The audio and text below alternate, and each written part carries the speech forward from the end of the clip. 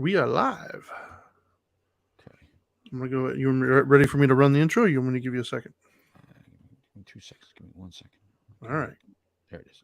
All right, go for it. and rolling. Shut up and sit down.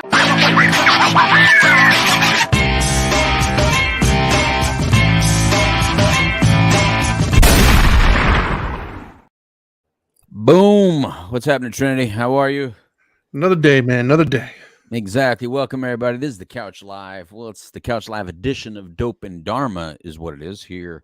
Live for you here on Facebook Live. And, of course, we're on WOKB 1680 and 100.7 FM in the Orlando, Florida area, if you're in that area. If not, you're watching it probably via YouTube. You're watching it Facebook Live. Trinity, how else are they probably? Well, you just pretty much said them all, other than any of your major podcasting platforms. Okay. And Twitch. I don't know if you mentioned Twitch or not, but I did not. Well, then there you go. That's what I'm here for. Oh, there you go. I'm twitching a little bit. I have fulfilled my role. Because I have yet to ever go to Twitch. I don't have the app, or I'm assuming it's an app, right? It's an app. It's a platform. It's mostly gaming, but people do shows and stuff on there as well. So yeah, I'm kind of shocked. I've yet to even get curious enough to, I guess, download it, check it out. But you're an elitist, so I get it. Is that what it is? So it is, or just old? A little bit both. That's what you really want to say, right? Yeah. Anyway, this is the Couch Live. Been on since 1999, people. So it's been quite a while, quite a lot of days we've been on and doing this, and it's been fun.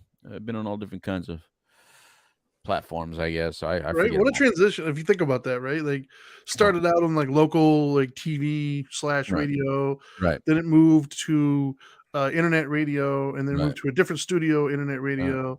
Yeah. Now, like it's just it's interesting the evolution of it all. Would have never guessed it. I would have never known that the internet portion of this whole deal would have been bigger than radio. Yeah. I would have never guessed that. I mean, speaking of that, I don't remember the last time I listened to a radio. Like I don't even remember. Wait, for real? Like in your car, you don't listen to radio? No, I listen to iTunes on my phone. So all you WOKBers just know I listen. WOKB 1680 AM. Then maybe even sometimes 100.7 FM. Yeah. Well, apparently I'm not their demographic then. Yeah, because you're not listening. No, I don't even, like I said, I don't remember the last time I even turned the radio on. Like I don't even think I have a radio in my home, which is weird, right? Because like as a kid, that was like the big deal was to have that boombox thing next to your, the 3-piece thing. Like I fought so hard to get, and now I don't even think I have a way to listen to the radio in my home. That's interesting right there. That's real interesting. Well, I do, and all the time. So when was the last time you listened to a CD? Oh, now that's different. I don't remember that. Same. I don't even like. Probably when I had a record label and we actually printed them. Probably back then. Yeah, I don't remember the last time let alone purchased a CD. I don't remember the last time I actually had like, oh man, the CD I want to listen to and put it into my. Like I don't remember. It was years easily. Yeah, you know what I like about that is that you don't have to take them with you. There's no clutter in the car of tapes or CDs and yeah. But whatever. Anyway, it's a great weekend. Recovery month is just about over. Trinity, recovery month has been happening all month. Don't want to exclude Hispanic Heritage Month, or as some people like to say, Latino Heritage Month. Either way, you got to say it. For some reason, isn't it in October? It's mid-September to mid-October. So y'all didn't get your own month. You have to share months? Yeah, we can't even get our own month, apparently. Wow. I told you, Latinos are the number one disrespected minority out there, despite what everybody thinks. Are you serious? I thought it was all of October. I didn't realize it was half of. No, wow. we don't even get a specific month. Okay. No. Okay. Not only are we never represented on television, we have to have our own television stations, have to have our own radio stations. We have to speak Spanish in order to get attention. People act like they don't want us here, but they don't want to do our jobs. Are you playing the violin? Is that what you're doing? I'm just listening. I'm just saying it for the people of radio. They don't see you on radio, right? Yes. So the radio people didn't notice that I was playing you a sad song, man. Mr. Irishman is Viking, the Irish Viking. I have no Irish in me, which is weird. Yeah, what are you then? You did the 23andMe. What are you? Yeah, it's mostly like whatever, Northwestern European, which is like all the Scandinavian Viking countries. You can't be more specific. You got to talk to us like I got to know what Scandinavian is. It's a bunch of them. It's like that whole section. Sixth grade. I got to go back to sixth grade. Give me a country, darn it.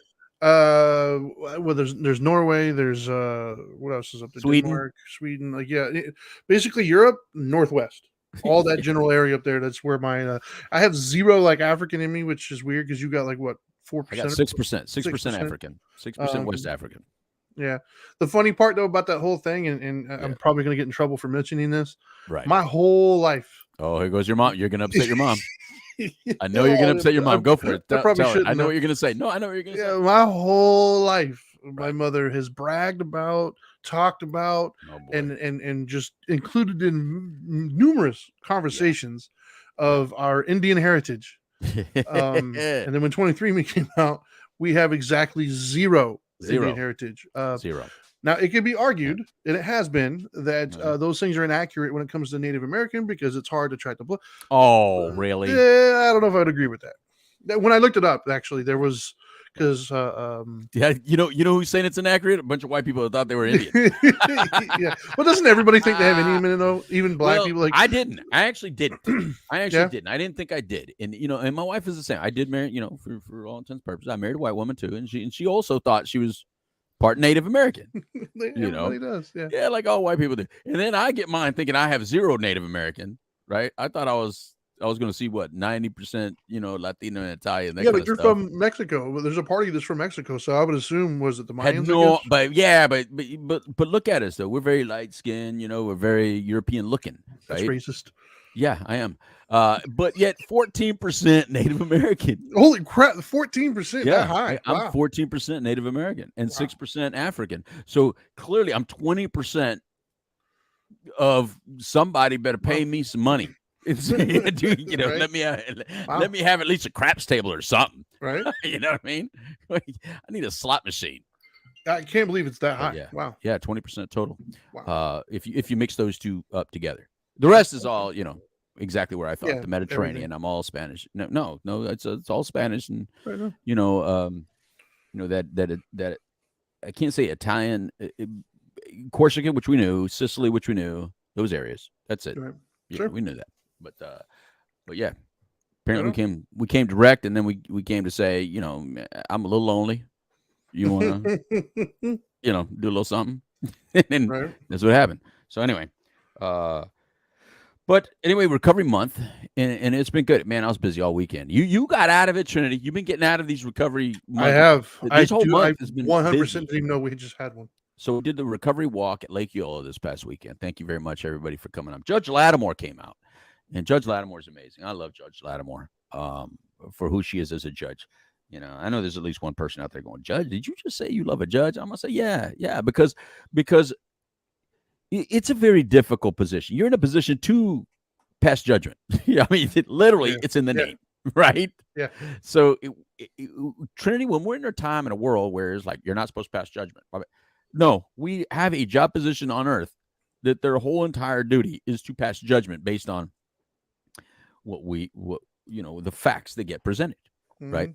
And I know that many of us have forgotten that we're innocent until proven guilty. I know that many of us have forgotten that, right? I think it's very common nowadays for if someone on the other side of you gets in trouble, you automatically assume guilt. But when it's someone on your side, you want innocent until proven guilty. All of a sudden, yeah. We're so biased when it comes to that, and I mean, our hypocrisy is ridiculous when it comes to that. Well, that's why we don't rule based upon the court of public opinion, right? Right. The public is so hypocritical, and at least I admit, stand up and says, I know I'm hypocritical. I know that if I see something and hear something a certain way, I do initially rush to a type of judgment, and at least it does play it plays a role in what I think in the end. Sure. But it doesn't mean that, but I try to stay objective to say, okay, but what other facts may exist that I don't see prior to the video starting, prior to when people started talking, prior to whatever the media spin is saying, or prior to whatever the emotions of the day are, because our emotions play a great deal Yeah, you But think? what I like about this particular judge and many of them, it's a judge that is working in the problem courts, in the problem solving courts. So you're talking about veterans, you're talking about the drug court system, you're talking about people that need a second chance or need additional understanding or maybe some help, so that they don't get stuck in the system. And as we all know, drugs and alcohol can get you stuck in a system that you can never get out of. Yeah. You know, traditionally, I mean, look, if you look like when I was a kid, like judges used to get, this is what judges did for drug and alcohol problems when I was a kid. You ready to strap on and go into the army? Because if you go in the army, I can let you off right now. Wow. It was that kind of deal. That's how deals got made back in the 70s, right? Then as the 80s came in, they didn't need you no more, really. You know, we were farther removed from Vietnam, so they were thinking, I guess we're not going to really need everybody like we have. So that deal's gone. Now you just go to jail. You know, and then you know, drug courts came out in the 2000s areas, and they've become more popular. We've had so many great successes with it that it's great to have Orange County, Judge Lattimore in Orange County doing a great job in the drug court system. So thank you very much for her for coming out. You're speaking to a lot of the attendees, and there was a lot of attendees at Lake Eola. Now some of you were at Lake Eola for another thing, and I didn't tell you about this, Trinity, so you're going to get a laugh at this. Uh-oh. So we're on one side of the lake at the band show, right? On the exact other side of the lake, what event do you think was happening on that side of the lake? The most ironic thing would be something involving alcohol. Close. That would be. It was a cannabis kind of a cannabis festival. That's awesome. So That's we're on awesome. one side of Lake. We're on one side of Lake Eola, celebrating recovery. I'm with the All Good Brothers, by the way, who right here on WOKB AM, right? The All Goods, All Good Entertainment was in the house. They were playing the music. They're with us on stage as always. And on our side, you know, we're talking recovery. We're talking about changing your life. We're talking about, you know, living life on life's terms, and you know, we could do the right thing, and we could be good, productive citizens. And then on the other side, there's people just waiting for the cannabis convention to start. And this was our walk run, right, where they actually had to go and walk through. Yeah. So what I said is, when you start walking, so I'm on the stage, right, and I'm saying, when you go, please make it back. How many of them came back with little pamphlets? I saw none of. I was expecting at least 10 people not to return. I was expecting at least 10 people to get diverted, right? But then what I was also expecting is that people would be sitting in our audience thinking that we're their event, and it'll take. How long do you think it'll take somebody stone out of their mind to realize, wait a minute, this isn't the right convention? wait a minute, man. Yeah, they were clapping, enjoying the music. All Good Entertainment is playing. They were all enjoying it. And then they realized, wait a minute, man. It smells different on this side of the lake. You know, it's just a whole different vibe. But anyway, I kind of like the symbolism of that, if I'm honest. Hey, man, I'm okay with it. Yeah, I'm okay. It kind of falls in line with what we're talking about today about recovery and stuff, right? Like, yeah, because I think, and I'm kind of guilty of it to an extent, I guess. Mine's more personal than it is, but like, I think there's this notion on either side of the aisle when it comes to recovery, right? That there's people that either think that if they're in recovery, then the rest of the world should kind of bend the knee, right? And like take away any temptations and kind of accommodate that. And then there's the other part where a lot of people feel like, hey, you know what? Let me not participate in certain things to remove temptation. Like, let me be, you know, whatever. And that's the part I'm guilty of, right? Like, that's part of the reason why I stopped drinking in the first place, was hanging around so many people in recovery. I just felt kind of weird. And then, and then it just kind of became a thing, right? Where now I'm actually kind of proud. It's been, I don't even know, man. It's 5, 6, 7 years. I don't even know how long it's been. Wow, I got to get you a medallion. Right? Yeah. But I don't know my date, right? I just know it was a long time ago. Right. But regardless, so to me, I think that's ironic, because it kind of shows that, you know, on one half you have people who are using a substance that some people just can't use, while others can. And then on the other half of it, you got people who are trying to step away from substances and change their lives, and they're all kind of harmoniously, you know, utilizing the same facilities at the same time, and everything's cool. So it's like, you know, it's just a weird microcosm, right, of how recovery is everywhere around you, and like it's possible, and kind of just it's happening, which is cool.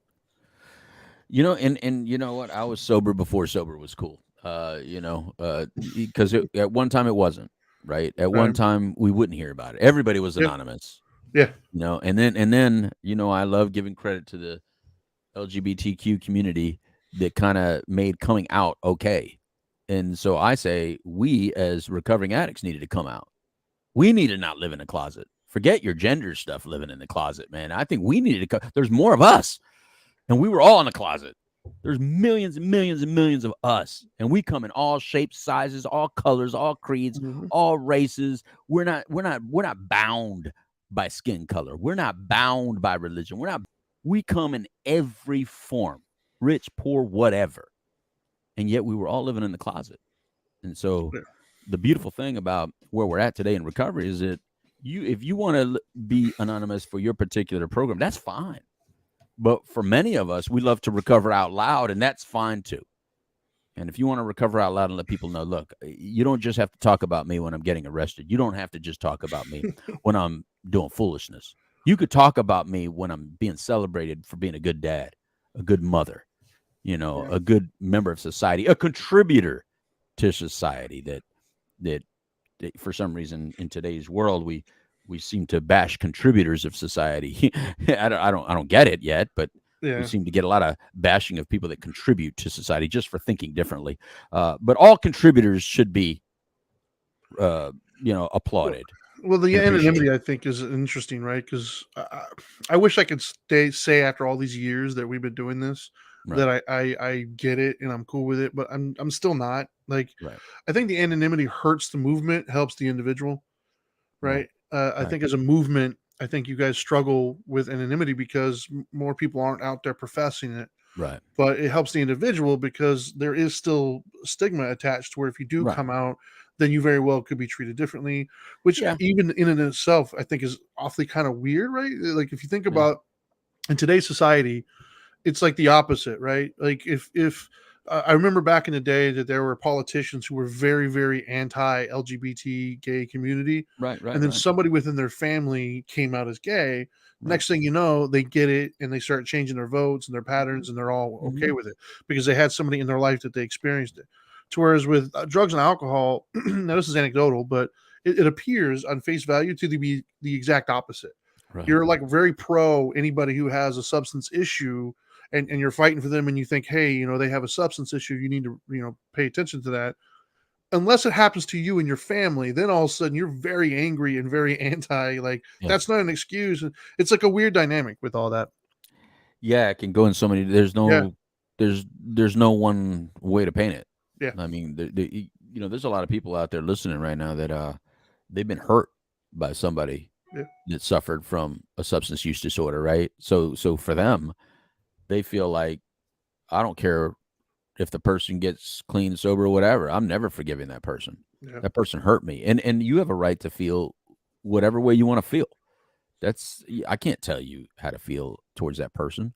That if that person abused you, hurt you, changed the course of your life, you have a right to feel like that. However, what we like to talk about is two things. Number one, that person can still recover. They may not be a person for you in your life in the future, but they can be somebody for someone else and yeah, in their future.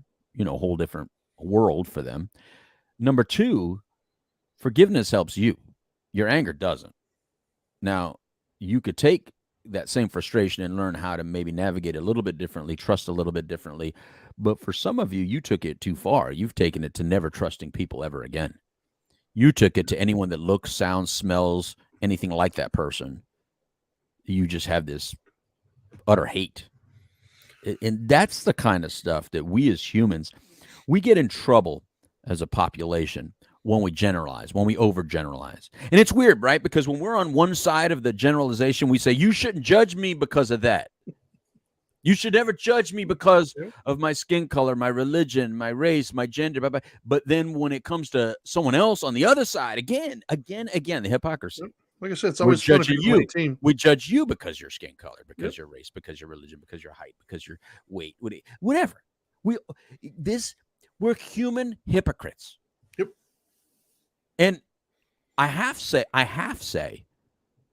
it's okay. But let's acknowledge it. Yeah. So what hurts mental health issues, including substance use disorders, is there's a lot of stigma attached to it. And let me tell you something. You may understand how you feel about it, but it doesn't mean you understand it. And you may have it, and you may still not understand it. Right? Like, Yep. I drive a car every day, and yet I can't fix it. So I only understand certain aspects of the vehicle. And my vehicle actually has gauges that try to educate me. I just, whatever. It has warning signs. Whatever. Right? Right. It's got little quirks to it that it tries to tell me, hey, and I still go, yeah, whatever. Like I had a low air in one of my tires, and I made the vehicle wait until it was convenient for me. You're in Florida, fill you're it always up. going to have that. I'm just saying, car, I appreciate you telling me that one of your tires are low, but you're going to have to wait till it's convenient for me. Now, if we do that for a vehicle, Trinity, Oh, yeah. if we do that for our home, what do you think you actually do to your own body and brain where you don't even have gauges? There's no gauge. I don't have a gauge. Metaphorically no, nobody's walking around with a personal gauge. Yeah. We've had to invent all kinds of machinery to try to tell us something. Yet still, we don't know. Like, could you tell me right now, without the use of a machine, what your current body temperature is precisely? Hot? No, you could give a good guess. I'm hot. Blood pressure. Yeah. But then get even deeper, because we can create machines for that are pretty quick, but we think they're correct. We don't know, right? But what is your platelet count right now, Trinity? What is your white blood cell? Now try to get deeper and deeper and deeper. Now to go to your brain cells and say, at this moment, what is the exact count of how many brain cells are actually firing when you think about this certain process? And really? 12. Yeah, exactly. Me, much less. But we're on autopilot. So the little bit that we can control is what we celebrate in recovery. That little bit that we can't do something about. See, I can't tell you how once I put something in my system, how my system is going to take that and use it. Now, some of you may think you're in control of how your system processes chemistry, but you're not. I know so many of you that aren't alcoholics and drug addicts, you go, I would never let myself get out of control like that. I like to control things. I wouldn't take things that take me out of control. No, you've tried all these things that drug addicts tried.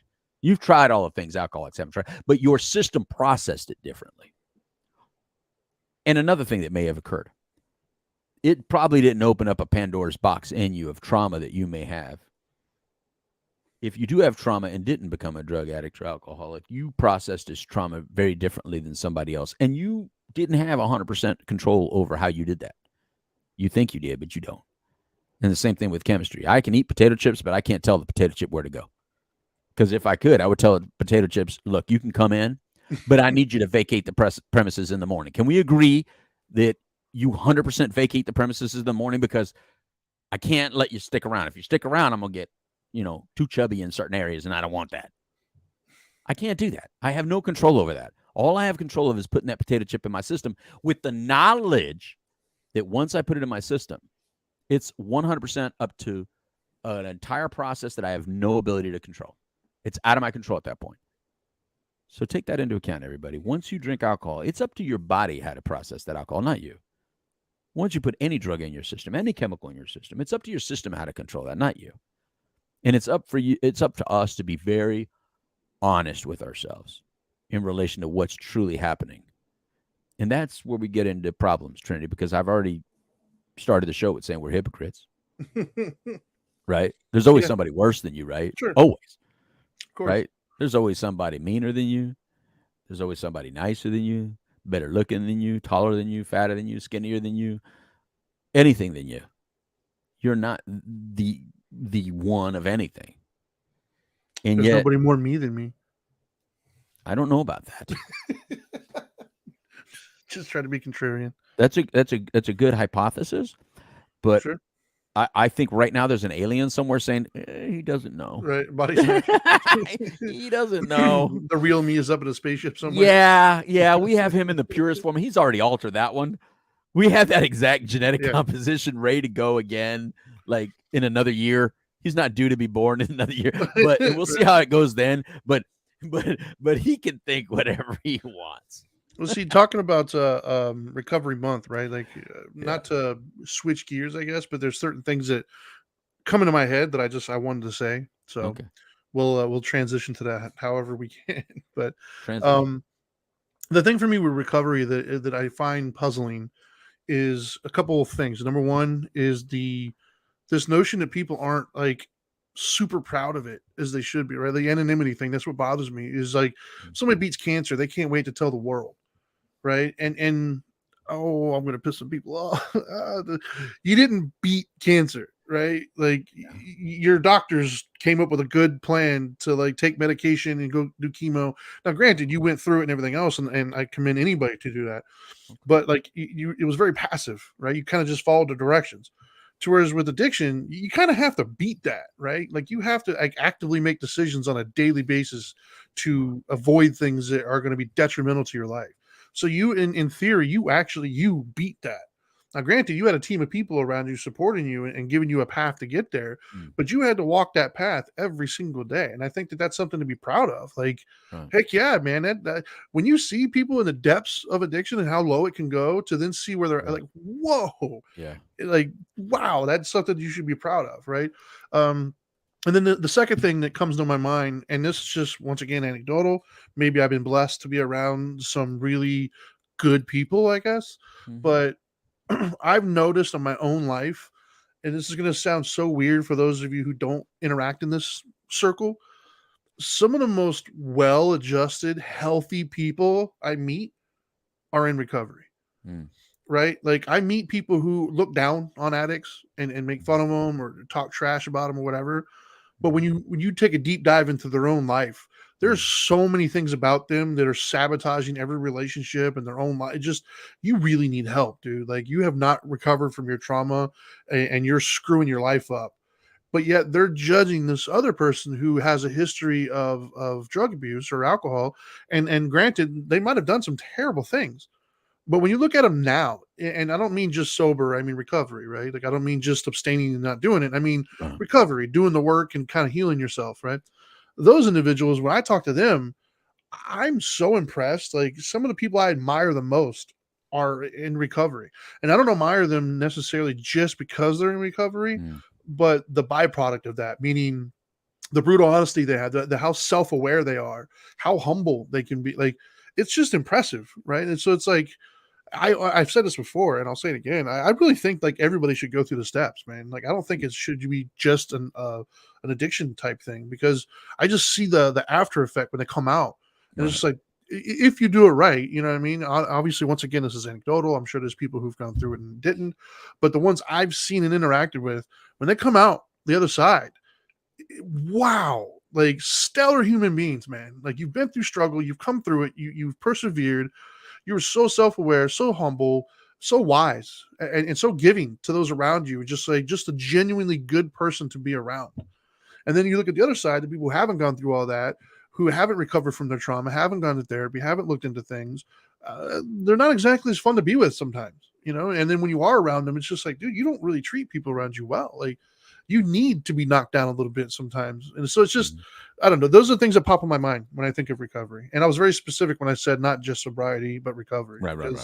I think there's a misnomer that just because somebody stops using, which I think is commendable and I would recommend, you're not done, right? Like when you're the sober part is great, but all the sobriety does is enable you to then take advantage of the tools to go into recovery. Yes, sir. And recovery would be actually, hey, why did I want to start using in the first place? You know, like what was I feeling? What, like addressing all those, you know, things, all that scar tissue that has been lingering around to help you stay sober. That's the recovery part. And I think that's the part I'm most impressed with. Like I look at not only yourself, but some of the other people I've had the fortune of meeting within this community, you know, and just got so many people. Like when I think of like the top 10 people that I know that I would rate as far as like morals and just good human beings that I would be proud to know, almost all of them are in recovery. Right on. Like, and I think that says a lot commendable. coming where you came from. when I first met you. Yes. Not Yes, not that you were hateful, but I remember you being open and honest about your thoughts and feelings. Yeah, well, I got all my I got all my impressions of what it means to be an addict from 80s addicts. and Using. 80s and 80s and 90s TV, movie, news. Let's just say it's not good, right? Like they're not, and not only that, and the reason why I only got it from those is because that's the only ones I had access to. There wasn't a lot of people talking about, hey, I've been in recovery for X amount of years. Right? The only time I heard of addiction was when somebody was getting arrested, when somebody's hurting somebody else.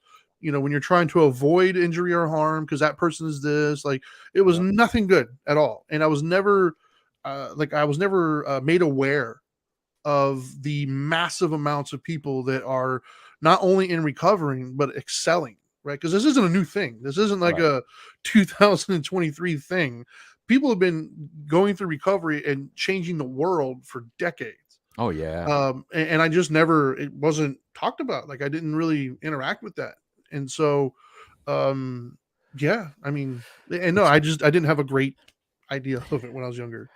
You're so right, because I remember growing up and I was such a stoner and such a drug user that I remember it felt cool to know of all the famous people that were either stoners or drug users. Yeah. You know, it was cool to talk about the Edgar Allan Poes and all that. You know, that dude does cocaine, that dude did this, and like we were talking about, and Dr. Dre, very intelligent person, knew I'm gonna put a pot leaf on this album and I'm gonna sell millions.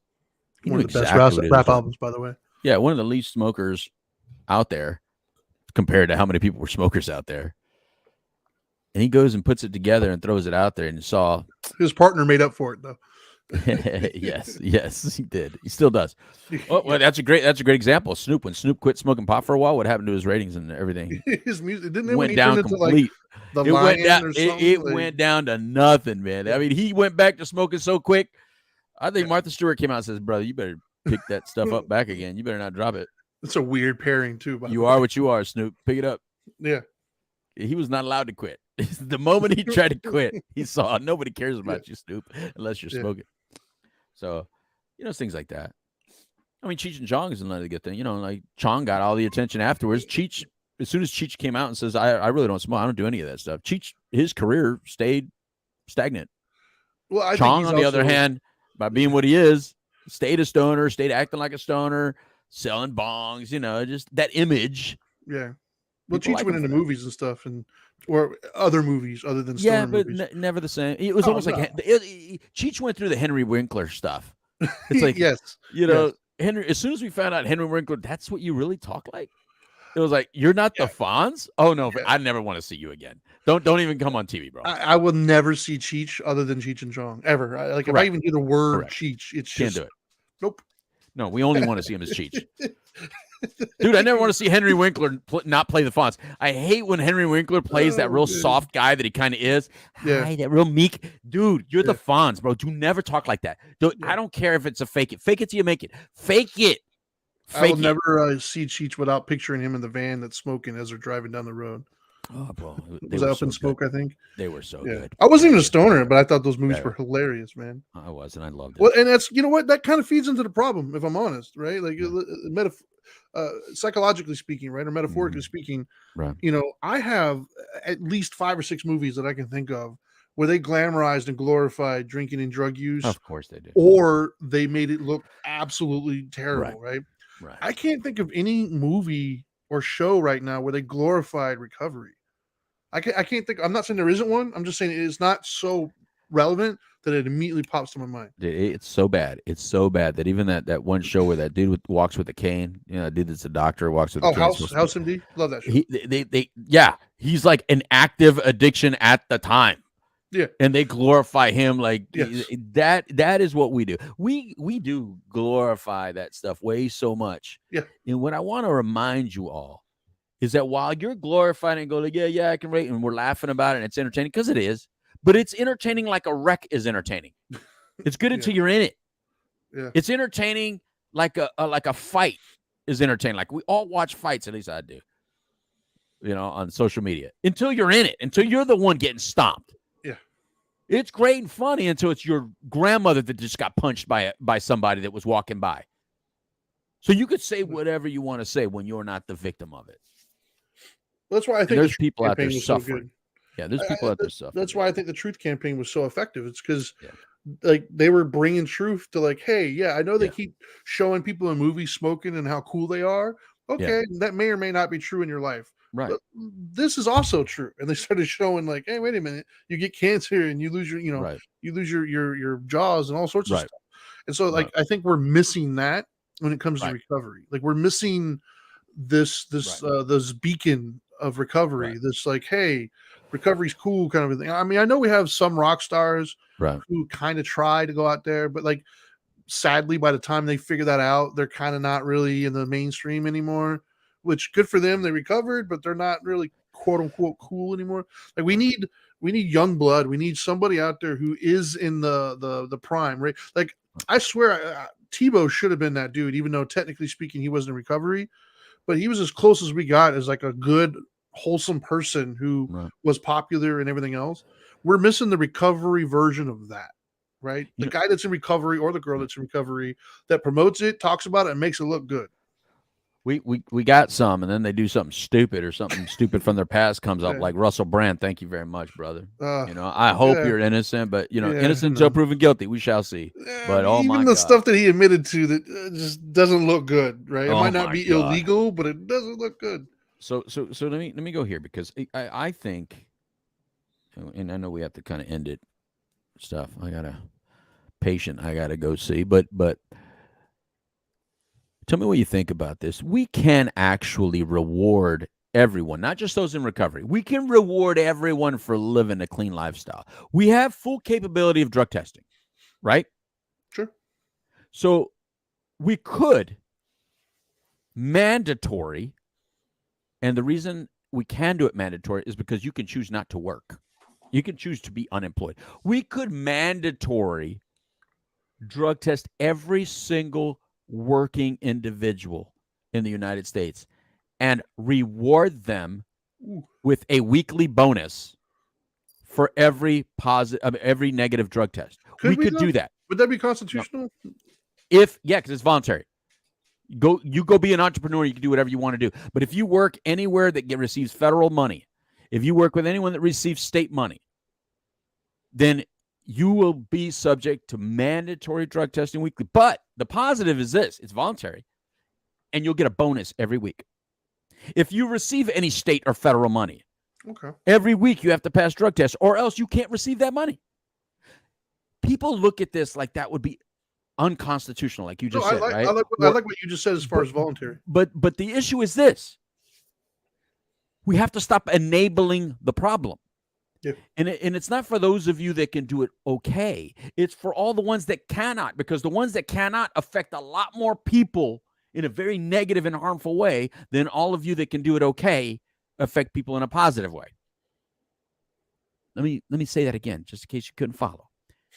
For every person that is out of control due to a substance use disorder, they affect many more people in a negative way than any one of you that is using it in a social, okay way affects people in a positive way. Therefore, we should approach it in a very drastic way to try to not enable those that do have jobs, that are getting federal funding, because it's costing all of us millions of dollars. And you could help save an addict's life by forcing them to weekly do something they wouldn't normally do, because that's what the disease is doing. The disease is forcing them to do things they don't want to do. The disease is forcing them to behave in ways they don't want to behave. The disease is forcing them to create actions that they don't want to create. So they're already being forced. So for that same person to then voluntarily work in a system that pays them some money and they therefore get bonuses weekly for not doing it is a lot better of an idea than the other idea we heard some people say before, that they said, remember this idea was thrown out there: why don't we pay criminals for not committing crime? I think that's a stupid idea. Yeah, no, and I think there's a lot of ideas out there that are stupid ideas, but I would love to reward every single high school student, every single middle school student. Every week you're clean, we give you money. Every single week you're clean, we give you a reward. Every clean person, not just some, not just addicts, not just every person if we do that up until a certain age, then we get past the age of pain. You understand? There's a drastic thing that we could do right there, and I think that would be effective. The more you talk about that, the more I actually like that, right? Because it goes into the whole thing we know about punishment and accolades and stuff, right? Positive reinforcement, right? Because they already have stuff to where if you fail the drug test, you get fired or whatever. Like they already kind of have that, yeah. And it's not much. We of just a don't deterrent, enforce that stuff. But what I like the idea of like an employee rewards program, like you know, yeah. You don't have to participate, but if you do and you come out clean, then we're going to reward you with money, X, Y, and Z. I kind of actually like that. Matter of fact, my first thought was trying to figure out a way of doing it here in my house with my kids, man. Yeah. You know what I mean? Like as they start to get older, be like, look, man, I trust you, but you know, every week that I give you something, you know, I don't know. I like the idea of that. It sounds very, I like it. Thank you, sir. Well, because the younger generations, especially, they all think it's cool. They all think vaping's cool. They all think you got to reward them. Cool. Yeah. Start rewarding them now. Start rewarding them for doing the right thing right now. Instead of it, see, we're always just like, it's an expectation, right? And then the bad thing is that so many of our role models, like the top of the food chain, they're all doing it so much that they're making our young kids be okay with it. But that's top of the food chain. They can do it, and it doesn't affect them that way. But it does affect some of your kids that way. Like, just because somebody that's the Michael Jordan of their sport can smoke pot and still be a professional athlete doesn't mean your child can smoke pot and even get out of dang high school. Yeah. Some of your kids can't even get out of high school, but when you talk to them about it, they want to go, yeah, but that dude does it. Yeah, but that dude, he's already an attorney. Or that dude's already an athlete, star athlete. You're not. That's not who you are. Yeah. You're already not even expected to even go to college, and then you're going to put yourself backwards and give yourself a harder chance at succeeding in a very tough environment. This is a dog-eat-dog world. I don't care who's running it. Yeah. Don't you think just because you ain't running it, it ain't dog-eat-dog. Look around your own neighborhood. Don't tell me your neighborhood ain't dog-eat-dog already. So if your neighborhood is dog-eat-dog, just imagine if you tried to go to someone else's neighborhood. Yeah. Yeah. Exactly. Your own household may be dog-eat-dog. Try telling your parent what to do before you go out there and try to tell a neighbor what to do, or someone in the other side of the street or the tracks try to tell them what to do. You can't even control your own environment. We all need to step up, but we got to do it in a drastic way, and we all got to support it. But most of all of you in recovery, thank you very much for doing what you do. I appreciate you, because what you do is you help inspire someone who's out there that wants to be a mom to her kids. She just doesn't think she can. She wants to be. She didn't mean to leave her kids in the car when she went into the dope man's house. But that drug was calling her hardcore heavy, and many of you don't even understand what that sounds like, what that feels like. I want to put my arms around her. I want to hug her and say, look, I don't agree with you today, and I won't be okay with your behavior today. But I will love you through it if you want to come out the other side. I know how many lives you can save on the other side. 833 Now Matters if you want to be part of that. 833 Now Matters. Call the Now Matters More Foundation. Get some help today. All right. All right, Trinity, close us out because we got to go. No, I think that we just hit it on the head, man. Recovery is possible, and it's cooler to be a good person than it is to be a high person. Amen to that. All right, take it away, Shaw. Let the All Good Brothers come in, do their music deal. I saw them at Recovery Month. They were at the band shell, Trinity. They were doing their music, man. I love All Good Entertainment, and so they're coming on right after us. From all of us here on the Couch Live, adios, amigos. It's time for a taco. Goodbye.